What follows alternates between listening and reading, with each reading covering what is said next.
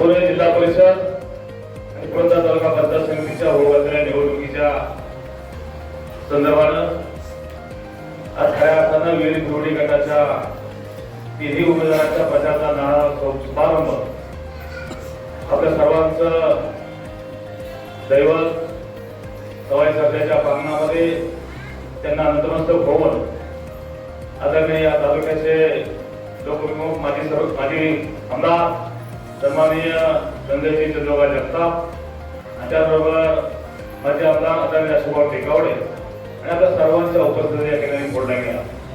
त्यानिमित्तानं आपण सर्वजण भाजपा पक्षावरती प्रेम करणारे सर्वच मान्यवर उपस्थित विचारपीठावरती माझ्या अगोदर अनेक वक्त्यांनी त्या ठिकाणी आपली मनोगत व्यक्त केली.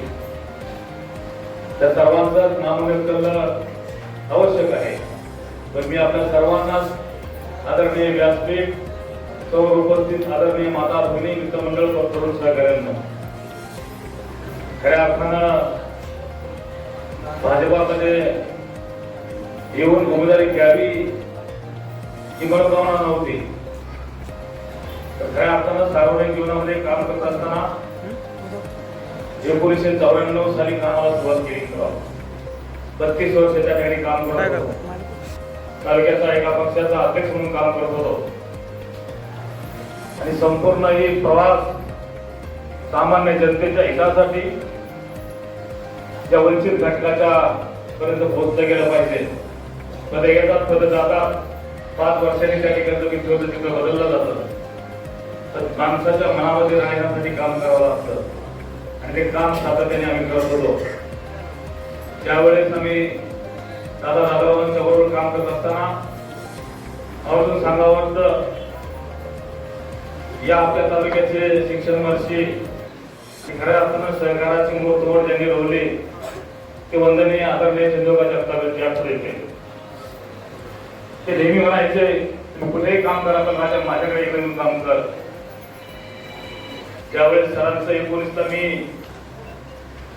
समोरच्या उमेदवाराचा प्रचार करत होतो आणि सर त्या ठिकाणी तुमच्या सर्वांच्या आशीर्वादाने विधानसभेवरती पोहोचले आणि तिसऱ्या दिवशी मला फोन केला की भाऊ आपली मैत्री कायम राहील, तुमच्या राजकीय प्रवासाने कुठे अडथळा निर्माण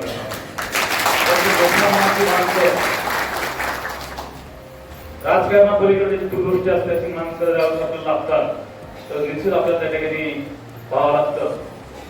या ठिकाणी आमचे चेअरमन संतोषजी तुम्हाला त्या ठिकाणी काम पाहत होते. देवस्थानचं 50 लाखाचं काम होतं.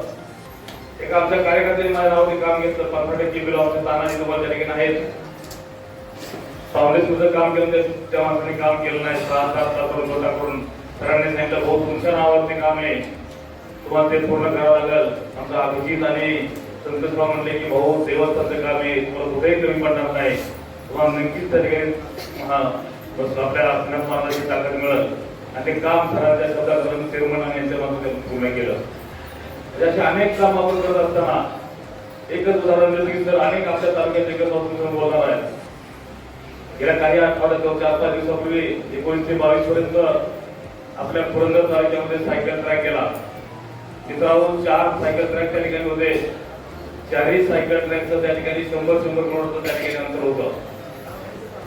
तसंच सासवड काळदवी परिंच आणि वाला या रोडच्या ऐवजी तो रोड 168च्या मार्गाने वाल्यापर्यंत होता. माझ्यासारखा कार्यकर्ता आता भूषणने सांगितलं की पांगार ते हार्वर्ड रस्ता आराखड्यामध्ये बसवला. सर त्या ठिकाणी आमदार होते, सरांनी सुद्धा मोठेपणाने त्या रस्त्याला मान्यता दिली आणि 3 कोटी रुपयाचं काम पूर्ण होते. त्या दृष्टीने अधिकारी मित्रांचे चांगले संबंध असणारे आणि स्वतः मी मित्रांनो काही लोकांना माहीत नसत मी सुद्धा स्वतः सिव्हिल इंजिनियर आहे आणि त्या दृष्टीने मी काम करत असताना त्या अधिकाऱ्याची माहिती होती. सांगितलं भाऊ अशा वर्षी तुमच्या भागातले होणार आहे. तर म्हणलं आहे की किती प्रयत्न करतो, माझी छोटी गाव आहे, वाड्या वाजता छोटे आहे आणि फार मोठा गरजेचा रस्ता आहे आणि त्या रस्त्यासाठी आम्हाला दिली पाहिजे. त्या ठिकाणी महाराष्ट्राचे मुख्यमंत्री देवेंद्र फडणवीस साहेब असतील, त्याचबरोबर आपल्या जिल्ह्याचे कलेक्टर पुढे साहेब आहेत, यांच्या संकल्पनेतून पुणे जिल्हा पर्यटनदृष्ट्या सक्षम झाला पाहिजे आणि त्याचबरोबर दळणवळणाची साधनं झाली पाहिजेत या दृष्टीने सायकल ट्रॅकची निर्मिती केली. शासनाच्या बजेटमध्ये प्रकरण आहे, काहीतरी त्यांनी प्लॅन करून फडणवीस साहेबांनी सांगितले लागत तो निधी देतो तर त्या ठिकाणी काम करा आणि त्याच दृष्टीने तो रस्ता आपण सासवड, पालघरी, करिंचे या भागात आपण वाल्यापर्यंत नेला. काही लोकांना मंजूर केंद्र जर सांगितलं ते म्हणजे काय 5 ते 6 सायकल ट्रॅकला करता आपल्याला आणि आज 30 लोक गप्पा असतात. यांना आम्ही सभापती केलं, तालुका अध्यक्षपद केलं, तालुक्याचा मिनी आमदार म्हणून संबोधलं आणि माझ्यामध्ये जमा होते म्हणून स्वर्गीय दिलीपबाबा यादव यांनी घोटाळा करून त्यांचं नेलं. त्या माणसांनी तालुक्याचा अध्यक्ष स्वतः ते माझ्याकडे दिलं. अशा माणसाला माहिती होतं हा माणूस नक्कीच समाजाचा प्रतिनिधित्व करणे लायक आहे. त्याच माणसाला मी तिकीट मागत होतो. तर तुम्ही कशा प्रकारे त्यांच्याशी वागलात अशा समाजाने त्या ठिकाणी पाहिलं. मला समजा तुम्ही दोन महिन्यापूर्वी 3 वर्ष शब्द द्याय की शब्दाचा पक्का आहे, शब्द पाळेल नाथ समोर समोर राहिलोय आणि तीच व्यक्ती आबांच्या मैत्रीशी म्हणते की मी आबांना दाखवण्याचे शब्द द्याय आबा तुम्ही लढणार आहात, तुम्ही जिंकणार आहात, तुम्ही चालणार आहात. त्यावेळेस तुम्ही दिलेला शब्द कसा मोडला. माझ्या बाबतीत तुम्हाला शब्द मोडायची कशी वेळ आली. माझं गाव छोटे मोठ्या गावात उजवले पाहिजे. आज तुम्ही कोळभेरी आणि निराकाठामध्ये जा, नावडी किती मोठं गाव आहे. तुम्ही घेतलं उमेदवार तिथं. आज तुम्ही बेलसर मास उमेदवार तिथं वाढवता तुम्ही उमेदवार दिली ना ते लोक तुम्ही मोठं गाव पाहिलं. म्हणजे माझ्याच बाबतीत लोकाभिमुख कार्यकर्ता असेल, लोकांच्या मध्ये माझं जर लोक माझ्या कामात लोक मला मानत असतील तर तुम्ही त्या ठिकाणी मला अडवणार आहात का. भगवान आमच्या दरबारामध्ये देर नाही पण अंधेर नाही पण देर नाही आणि त्या ठिकाणी मला त्या ठिकाणी संजय मध्ये उमेदवारी मिळाली.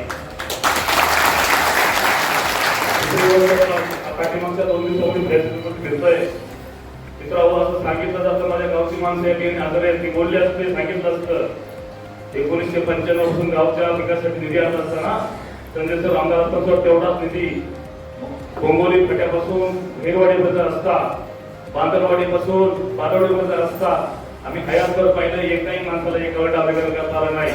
ते सरांनी डांबरीकरण करून दिलं. बीएम आणि बीसी काय असतो तो पहिल्यांदा पेमेंटच्या माध्यमातून टप्प्याटप्प्याने काम करत मी पायथ्यावर रस्ता गेला. पायथ्यापर्यंत गावाचा रस्ता मागोमागं होतं पण त्यांना ते करता आलं नाही कारण त्याची काय वृत्ती होती माहीत नाही. लोकांची आपल्या सर्वांना साथ मिळाली म्हणून आपला झेंडा या पंचायत क्षेत्रामध्ये फडकला. तो झेंडा केंद्राच्या माध्यमातून आपण या तिन्ही उमेदवारांना त्या ठिकाणी घेऊन जाणार आहोत. आमचे दुसरे उमेदवार आमचे सुधीराप्पा धमाल या ठिकाणी काम करत आहेत.